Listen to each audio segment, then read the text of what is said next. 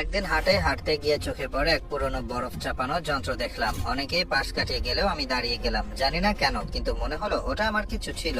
কিনে ফেললাম আর বাড়ি এনে রাখলাম টেবিলের উপর। তাকে দেখলাম শরীর জুড়ে কেবল জং আর ধুলো, হাত লাগাতে ধাতব গন্ধ, যেন অনেক বছরের ক্লান্তি জমে আছে। এবার ঠিক করলাম ওকে আবার নতুন জীবন দিব। ধীরে ধীরে শুরু করলাম খোলা। হ্যান্ডেল খুলে নিলাম প্রথমে, তারপর একে একে স্ক্রু, বল্টু, গিয়ার, রড, সব। স্ক্রু ঘোরানোর আওয়াজ, ধাতব ঘষাঘষির শব্দ, এইসব যেন এক ধরনের সুর। একজোড়া কালো গ্লাভস পরে প্রতিটা পার্ট আলতো হাতে তুললাম, যেন তারা ভেঙে না যায়। বহু বছর পরে কেউ যেন তাদের আবার ভালোবেসে ছুঁয়েছে। অনেক অংশ ছিল শক্তভাবে আটকে।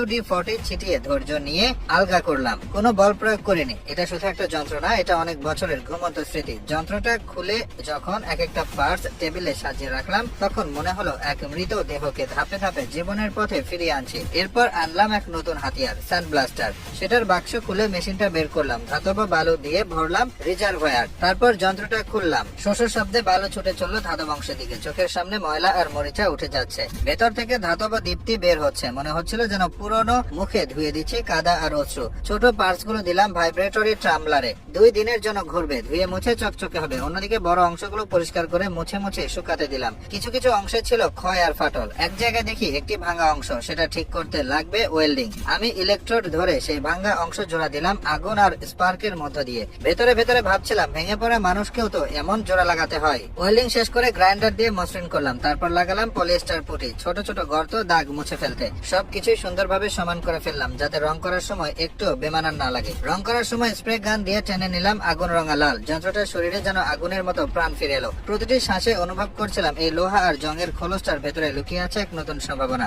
ছোট ছোট স্ক্রু, বোল্ট, ওয়াশার গুলো দিলাম নিকেল প্লেটিং এ। রঙের চাইতেও এই প্লেটিং অনেক কিছু বলে। জং ধরবে না, টিকে থাকবে বছরের পর বছর। তারপর ধরলাম ব্লেড। প্রথমে স্যান্ডপেপার দিয়ে মসৃণ করলাম, তারপর ওয়েট স্টোন দিয়ে ধার করলাম। চোখের সামনে চকচক করে উঠলো তলোয়ার সম ছুরি।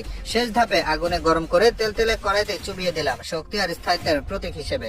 সব শেষে সব অংশ একে একে তুলে এনে আবার জোড়া লাগানো শুরু করলাম। হ্যান্ডেল বসালাম, গিয়ার ফিট করলাম, গ্রিজ দিলাম প্রতিটি চলন্ত অংশে। প্রতিটা স্ক্রু টাইট করতে মনে হচ্ছিল এই তো আবার পূর্ণতা পাচ্ছে। সব ঠিকঠাক করার পর একটা বরফের টুকরো নিয়ে যন্ত্রে চাপ দিলাম, হ্যান্ডেল ঘোরালাম, আর তখনই সেই বহু বছর আগের পরিচিত শব্দটা, খড়খড় খড়। বরফ ভেঙে বের হলো ঝরঝরে টুকরো, যেন সময় ভেঙে ফিরে এলো শৈশব। বরফ দিয়ে বানালাম স্নোকোন, তারপর 3 রঙের সিরাপ, সবুজ, লাল আর হলুদ, ঢেলে দিলাম তার উপর। একটা নিঃশ্বাস ফেললাম সন্তুষ্টির। এই শুধু একটা যন্ত্র ফেরানো নয়, এ এক জীবনের পুনর্জন্ম। একটা সময় সেই যন্ত্রটাকে তুলনা করলাম আগের আস্থার সাথে। একদিকে জং, কালো দাগ, ভাঙা শরীর, আর এখন লালচে চকচকে স্ক্রু, ধারালো ব্লেড আর চলমান গিয়ার। এই একটা যন্ত্রকে ফিরে পেতে আমি শুধু যন্ত্রের নয়, নিজেরও এক টুকরো ফিরে